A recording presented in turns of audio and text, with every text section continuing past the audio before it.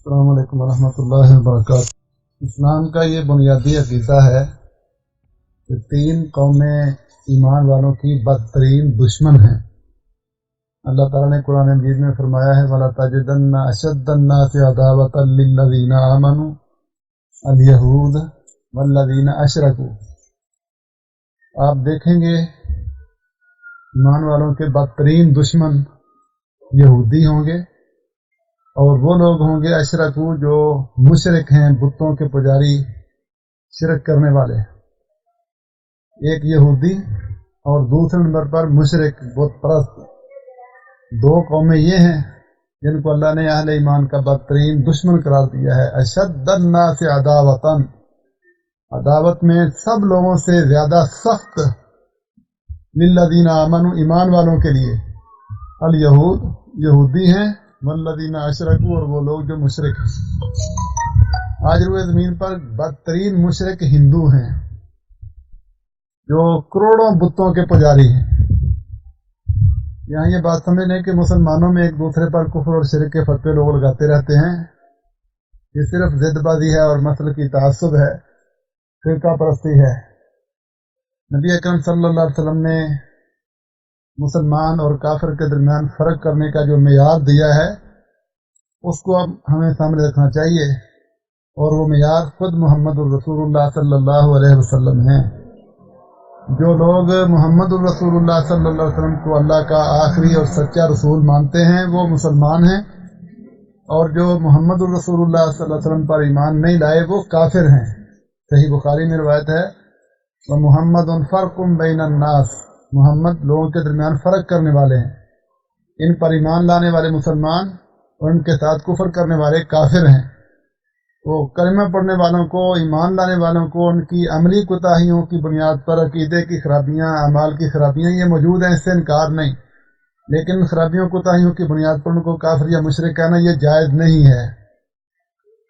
تو اصل اس دنیا میں مشرک ہندو ہیں جو بتوں کے پجاری ہیں۔ تو یہودی اور یہ بت پرست ہندو، دو قومیں ان کو دشمن قرار دیا ہے۔ اور ایک اور مقام پر اللہ تعالیٰ فرماتے ہیں یا ایھا الذین آمنوا لا تتخذوا اليہود والنصارى اولیاء، ایمان والو یہودیوں کو اور ان کے ساتھ ساتھ صلیبیوں کو بھی اپنا دوست نہ سمجھنا۔ تو عیسائیوں کی دو قسمیں ہیں، ایک وہ جو یہودیوں کے زیر اثر ہیں جن کو صلیبی کہا جاتا ہے، یہ بھی مسلمانوں کے ساتھ دشمنی میں یہودیوں کی طرح ہی ہیں، ان کو اپنا دوست کبھی نہیں بنانا۔ دوسرے وہ عیسائی ہیں جو اپنے دین پر ایمان رکھتے ہیں اور وہ مسلمانوں کے زیادہ قریب ہیں، جن کا چھٹے پارے کے آخر میں اور ساتویں پارے کے شروع میں تذکرہ ہے۔ تو یہ تین قومیں ہیں، یہودی ایک نمبر کے دشمن ہیں، ہندو مشرک یہ دوسرے نمبر کے دشمن ہیں، اور صلیبی جو یہودیوں کے زیر اثر عیسائی ہیں یہ بھی مسلمانوں کے دشمن ہیں۔ ان تینوں قوموں کو اللہ احکم الحاکمین نے امت مسلمہ کا دشمن قرار دیا ہے۔ اب دشمنی کی وجہ کیا ہے، بنیاد کیا ہے، اس کو بھی شریعت نے بیان کیا ہے کہ ان کی دشمنی کی وجہ صرف تمہارا دین ہے، تمہارا نبی ہے۔ یہود و نصارہ سمجھتے تھے کہ آخری نبی جو آنا ہے جس کا ہماری کتابوں میں تذکرہ ہے وہ ہمارے خاندان بنی اسرائیل سے ہوگا، اس لیے وہ چاہتے تھے ہمارے خاندان سے نبی ہوتا تو ہم ان پر ایمان لاتے اور ان کو دنیا سے منواتے اور دنیا میں ان کا دین کھڑا کرتے۔ جب ان کو پتہ چلا کہ وہ آخری نبی تو ہمارے تایا کے خاندان سے بنی اسماعیل میں سے ہے تو وہ حسد کا شکار ہو گئے کہ یہ کیا ہوا ہے، اللہ نے ہمارے خاندان کو پیچھے پھینک دیا ہے اور ہمارے تایا کے خاندان کو آگے کر دیا ہے۔ آج تک دنیا کی قیادت اور رہنمائی ہمارے ہاتھ میں تھی اور اب اللہ نے ہمیں پیچھے کر کے تو ہمارے تایا کا خاندان جو بھیڑ بکریوں کو پالنے والے اور اونٹ چرانے والے تھے عرب کے بدو، ان کو دنیا کی قیادت اور رہنمائی سونپ دی ہے، ہماری عزت ہی کوئی نہیں۔ یہ اسی طرح کی سوچ ہے جس طرح کی ابلیس نے سوچی تھی جب اللہ احکم الحاکمین نے حضرت آدم علیہ السلام کو پیدا کیا اور فرشتوں سے کہا تھا کہ ان کو سجدہ کرو۔ فرشتوں نے سجدہ کر دیا اور ابلیس نے سوچا کہ میری بھی اس میں بےعزتی ہے، اللہ نے مجھے مسترد کر کے آدم کو عزت دے دی ہے، تو وہ حسد کا شکار ہو کر اللہ کا دشمن بن گیا اور نافرمان بن گیا۔ بعین ہی اسی طرح یہود و نصارہ حسد کا شکار ہو کر اللہ کے فیصلے کو رد کرنے لگے اور نبی اکرم صلی اللہ علیہ وسلم کے بھی دشمن بن گئے اور آپ پر ایمان لانے والوں کے بھی دشمن بن گئے۔ تو یہ ان کی دشمنی کی وجہ ہے، بنیاد ہے۔ اسی طرح مشرکین جو ہیں وہ بھی دشمن ہیں، وہ اپنے آباء و اجداد کے دین کو چاہتے تھے، اور نبی اکرم صلی اللہ علیہ وسلم فرماتے تھے کہ آباء و اجداد کے طریقے اور خود ساختہ عقیدے نظریات غلط ہیں، اللہ کی اتاری ہوئی رہنمائی اور ہدایت کو قبول کرو۔ تو وہ بھی دشمن بن گئے۔ تو سب کی ان کی دشمنی اپنے کفر اور شرکی عقیدوں کی بنیاد پر تھی، اور ان کی دشمنی حسد کی بنیاد پر ہے۔ اور اس دشمنی کا نتیجہ کیا ہے؟ تیسری بات سمجھنے والی یہ ہے، اس عداوت اور دشمنی کا نتیجہ یہ ہے کہ یہ لوگ کبھی نہیں چاہیں گے کہ دنیا کے لوگ محمد الرسول اللہ صلی اللہ علیہ وسلم پر ایمان لائیں اور آپ کی فرما برداری کریں، آپ کے دین پر عمل کریں اور آپ کے دین کو دنیا پر کھڑا کریں۔ یہ ہے ان کی دشمنی کا نتیجہ۔ وہ چاہیں گے کہ ہم دنیا پر رہیں، ہمارا تہذیب، ہمارا کلچر، ہماری ثقافت، ہمارے عقیدے، ہمارے نظریات، ہمارے طریقے دنیا پر ہوں، اور ہمیں اطمینان رہے کہ دنیا پر ہم ہیں، ہماری قیادت ہے، ہماری رہنمائی ہے، ہماری تہذیب ہے، ہماری کلچر ہے، اور ہم نے اللہ کے فیصلے کو رد کر دیا ہے کہ دنیا کا قائد محمد ہوگا صلی اللہ علیہ وسلم، اور دنیا محمد رسول اللہ کے دین کے پیچھے چلے گی، اور آسمانی دین اسلام کی تہذیب اور کلچر اور ثقافت دنیا پر رہے گا۔ یہ نہ نظر آئے، یہ ان کی دشمنی کی صورتحال ہے۔ قرآن مجید نے کئی جگہ پر فرمایا یریدون لیطفئوا نور اللہ، وہ اللہ کے نور کو بجھانا چاہتے ہیں، اللہ نے جو ہدایت اتاری ہے اس کو ختم کرنا چاہتے ہیں، اپنے طریقے، اپنی تہذیب، اپنے کلچر، اپنے نظریات دنیا پر چلانا چاہتے ہیں۔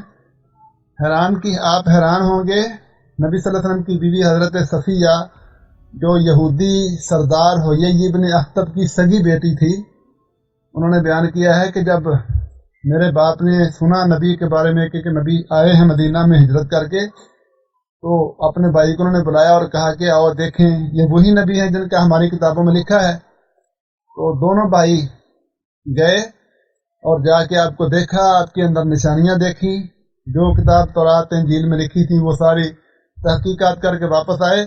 جب واپس آئے تو میں باغی کے بابا آ رہے ہیں، تو باپ نے مجھے اٹھایا ہی نہیں، حالانکہ باپ میرے سے بڑا پیار کرتا تھا، کہیں جانا ہوتا مجھے پیار کر کے جاتے، واپس آنا ہوتا مجھے پیار کر کے جاتے، لیکن اب انہوں نے مجھے سے پیار نہیں کیا تو مجھے دھچکا سا لگا کہ آج کیا ہوا ہے۔ وہ اندر آ گئے تو میں بھی پیچھے پیچھے آ کے بیٹھے، میں پاس ہی تھی، تو میرا چچا کہتا ہے ہاں جی بھائی جی بتاؤ یہ وہی نبی ہیں؟ تو میرے باپ نے زمین سے تنکا اٹھایا اور کہا اس تنکے کے برابر بھی شک نہیں، یہ وہی نبی ہیں جس کا ہماری کتاب میں لکھا ہے۔ تو پھر میرے بھائی نے کہا پھر ایمان لے آئیں، ان کی وجہ سے تو ہم اپنے علاقے چھوڑ کے یہاں آباد ہوئے ہیں، ان پر ایمان لے آئیں۔ تو میرا باپ کہتا نہیں، ایمان نہیں لائیں گے، اس طرح ہمارے خاندان کا ناک کٹ جائے گا، ہماری عزت نہیں رہے گی، ہم اپنے خاندان کو چھوڑ کر ان کے پیچھے چلیں گے۔ تو چچا کہتا ہے یہ تو اللہ کا فیصلہ ہے، اللہ نے ان کو نبی بنایا ہے، اس کو دنیا کا قائد اور امام بنایا ہے، اس کے دین کو دنیا پر غالب کرنا ہے اللہ تعالیٰ نے۔ تو میرے باپ نے کہا ملحمۃ کتبت علینا، اب یہ ایک جنگ ہے جو اللہ نے ہمارے اوپر مسلط کر دی ہے، ہم اپنے نظام دنیا پر چلائیں گے اور اللہ ان کے نظام کو چلا کر دکھائے، ہم لڑیں گے۔ آپ اندازہ کریں یہود و نصارہ کی دشمنی اور عداوت کس قدر شدید ہے۔ اس نے کہا یہ جنگ ہے جو اللہ نے ہمارے اوپر مسلط کر دی ہے، اللہ چاہے گا کہ دنیا پر محمد کا نظام ہو صلی اللہ علیہ وسلم، ان کی ہدایت ہو، ان کا دین ہو، ان کے عقیدے، ان کے کلچر ہوں، اور ہم اس کے مقابلے پر اپنے نظام چلائیں گے، اپنی تہذیب اور اپنے کلچر چلائیں گے، لڑیں گے ہم اللہ سے۔ تو یہ ہے ان کی عداوت۔ اس عداوت کی بنیاد پر وہ ہر سنت کو اور ہر حدیث کو دنیا سے ختم کریں گے، اسلام کے عقائد پسند نہیں کریں گے، اسلام کی حجامتیں پسند نہیں کریں گے، اسلام کے لباس پسند نہیں کریں گے، اور چاہیں گے کہ ہمارے نظام، ہماری حجامتیں، ہمارے لباس، ہمارے تہوار، ہمارے طور طریقے یہ دنیا پر غالب رہیں۔ تو ہمیں سوچنا چاہیے مسلمانوں کو یہ سارے حقائق سامنے رکھتے ہوئے، ایک طرف اللہ کا فیصلہ ہے اور دوسری طرف یہ یہود و نصارہ اور اسلام دشمنوں کا فیصلہ ہے، تو ہم اللہ کے ساتھ کھڑے ہوں یا یہود و نصارہ کے ساتھ جائیں۔ کبھی کوئی مومن یہ پسند نہیں کرے گا کہ میں اپنے نبی کو چھوڑ کر اور اپنے رب کو چھوڑ کر ان کے ساتھ کھڑا ہوں، لیکن اپنی عملی کوتاہی ہماری اس قدر ہے کہ ہمیں احساس نہیں کہ ہم دنیا میں کیا کر رہے ہیں۔ اسی چیز کی خاطر اسلام نے ہمیں حکم دیا ہے کہ مسلمانوں ان کو ہمیشہ اپنا دشمن سمجھو اور کبھی ان کی مشابہت نہیں کرنا، ان کو دوست نہیں بنانا، ان جیسا نہیں بننا. یہودیوں کی مخالفت کرو، صلیبیوں کی مخالفت کرو، مشرکین کی مخالفت کرو. ان کی مشابہت سے اللہ نے قطعی طور پر منع کیا ہے. ان سے ان کو دشمن سمجھنا فرض ہے اور عقیدہ ہے، عقیدے کی بات ہے. ان کو دشمن سمجھنا فرض ہے. ہر مسلمان یہ عقیدہ بنا لے کہ یہودی اور بت پرست ہندو مشرک اور صلیبی ہمارے دشمن ہیں، ہمارے رب کے دشمن ہیں، ہمارے نبی کے دشمن ہیں، ہمارے دین کے دشمن ہیں. ان کو دشمن سمجھنا اور ان کی تدبیروں سازشوں سے اپنے آپ کو بچا کے رکھنا یہ فرض ہے، عقیدے کا مسئلہ ہے. اور اسلام نے یہ ہمیں سوچ دی ہے کہ مسلمانوں تمہارے عقیدے، تمہارا دین، تمہارا ایمان تب بچ سکتا ہے، محفوظ رہ سکتا ہے جب تم ان کی مشابہت سے دور رہو گے. ان کی دوستیاں، ان کے ساتھ تعلقات بنانا اور ان جیسا بننا، ان کو اس سے محتاط رہو گے. ہر نماز میں سورۃ فاتحہ پڑھی جاتی ہے اور سورۃ فاتحہ کی آخری دعا کیا ہے؟ غیر المغضوب علیہم ولا الضالین. اللہ ہمیں ان لوگوں کا راستہ نہ دکھانا، ان کے کردار، ان کے رویے اپنانے کی توفیق ہی نہ دینا جن پر غضب اتارا گیا اور جو گمراہ ہیں. اور مغضوب علیہم سے مراد یہودی ہیں اور ضالین سے مراد عیسائی ہیں. ہر نماز میں یہ دعا رکھی گئی ہے کہ دعا کرو کہ اللہ ہمیں یہودیوں اور صلیبیوں کے راستوں اور طریقوں اور کرداروں سے بچا کے رکھے. اس قدر یہ سخت معاملہ ہے. محترم بھائیو، یہ ہمارے ایمان کا مسئلہ ہے. اب اس کی بنیاد پر ہم نے اپنے ایمان کو محفوظ رکھنا ہے. تو یہودیوں کے تہوار ہوں، صلیبیوں کے تہوار ہوں، مشرکین کے تہوار ہوں، ان کے تہواروں میں ملنا اور ان کی تہذیب اور کلچر میں ان کا ساتھ دینا اور ان کی مشابہت اختیار کرنا، ان جیسے کام کرنا، یہ ہمارے دین کے خلاف اور دینی غیرت کے خلاف ہے. اپنے ایمان کو محفوظ رکھنے کے لیے لازم ہے کہ مسلمان ان کو دشمن سمجھے اور ان کی مشابہت سے بچے. اگر ان سے دوستیاں کی گئی، ان کی مشابہت اختیار کی گئی تو دین تباہ ہو جائے گا، ایمان برباد ہو جائے گا. وہ غیرت کے ہم مسلمان ہیں اور محمد رسول اللہ کا کلمہ پڑھنے والے ہیں اور اسلام پر عمل کرنے والے ہیں، وہ غیرت ختم ہو جائے گی اور ہمیں یہ ڈس جائیں گے. اپنے نظام دے کر، اپنے لباس تہذیب دے کر، اپنے کلچر دے کر وہ سمجھیں گے کہ ہم زندہ ہیں اور محمد کو ہم نے ناکام کر دیا ہے صلی اللہ علیہ وسلم. ان کی مشابہت سے بچنا یہ لازم ہے. یہ نیا سال ان کا آ رہا ہے، دسمبر ختم ہو رہا ہے، جنوری شروع ہو رہا ہے. یہ ان کا نیا سال ہے. اس وقت وہ جشن مناتے ہیں اور نئے سال کی مبارکباد دیتے ہیں. تو مسلمان بھی ان کے ساتھ شامل ہو جاتے ہیں. یہ ان کا جشن ہے، ہم ان کے ساتھ شامل ہو گیا، ان جیسے بن گیا. وہ دیکھ کر خوش ہوتے ہیں کہ ہمارا نظام دنیا پر ہے. اسلام کہاں ہے؟ اسلام کی تہذیب کہاں ہے؟ محمد کا نظام کہاں ہے؟ تو ہم ان کو خوش کرتے ہیں جو ہمارے دشمن اور ہمارے رب کے دشمن ہیں، ہمارے دین کے دشمن ہیں، اور ان کی نقلیں اتار کے، ان کی مشابہت کر کے ہم ان جیسے بن رہے ہیں اور وہ خوش ہو رہے ہیں. تو ہمیں بہت محتاط ہونا چاہیے. چھوٹا مسئلہ نہیں. یہ سال جو ختم ہو رہا ہے اور نیا سال آ رہا ہے، یہ مسلمانوں کا سال نہیں ہے، اسلام کا سال.